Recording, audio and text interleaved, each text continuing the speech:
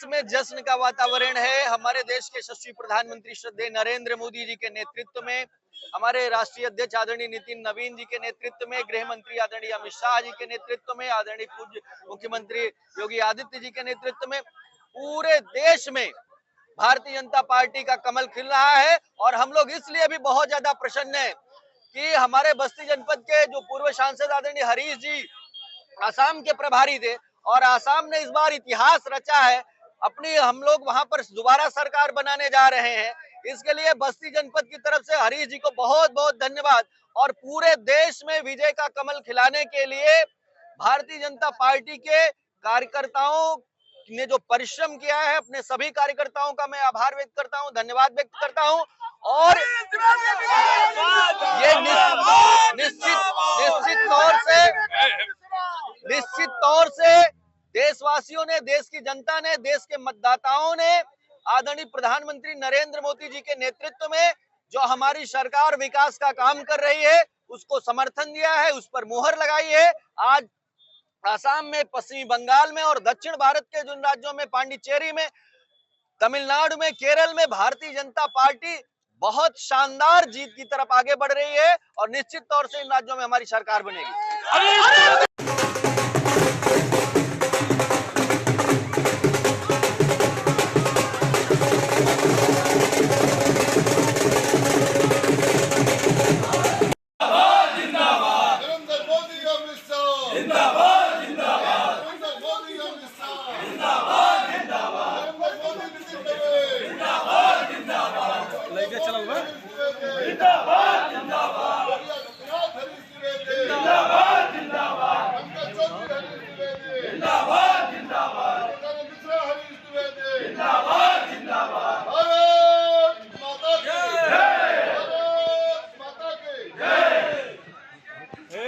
ये आपका भाषण वायरल हो गया है।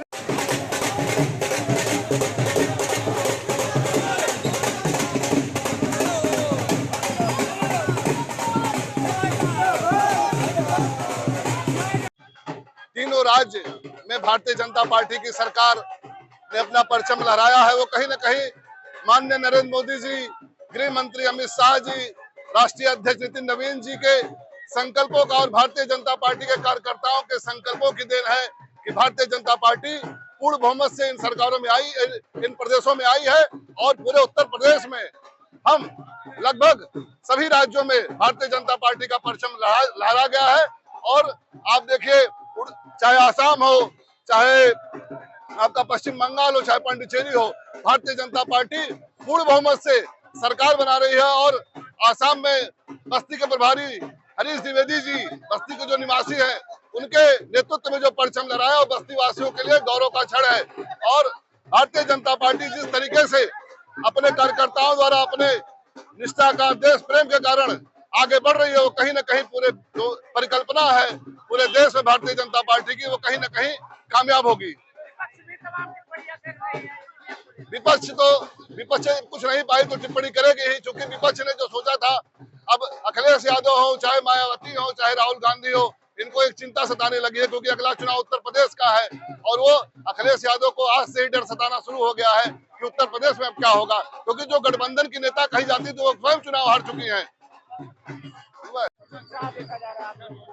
बहुत ही ज्यादा उत्सुकता। आज हम लोग जो है राम राज्य की परिकल्पना कर रहे हैं और बंगाल में जो हमारी ऐतिहासिक जीत हुई है और ममता दीदी को मुँह खानी पड़ी है टीएमसी और कांग्रेस की जो हाल हुई है, उससे आज हम आम जनता में बहुत खुश हैं और पूरे उल्लास में है कि आज हमें वनवास, जैसे भगवान श्री राम का 14 वर्ष का वनवास था और वनवास के बाद लौटे थे, आज हम उसी वनवास से पुनः फिर राम राज की परिकल्पना करते हैं। बहुत ही आनंद की अनुभूति। और हम सभी कार्यकर्ता भारत माता की जय, जय श्री राम का नारा लगाते हुए बहुत ही उत्साह पूर्वक और बहुत ही प्रसन्नता से अपने उल्लास पूर्वक माहौल को एंजॉय कर रहे हैं। धन्यवाद।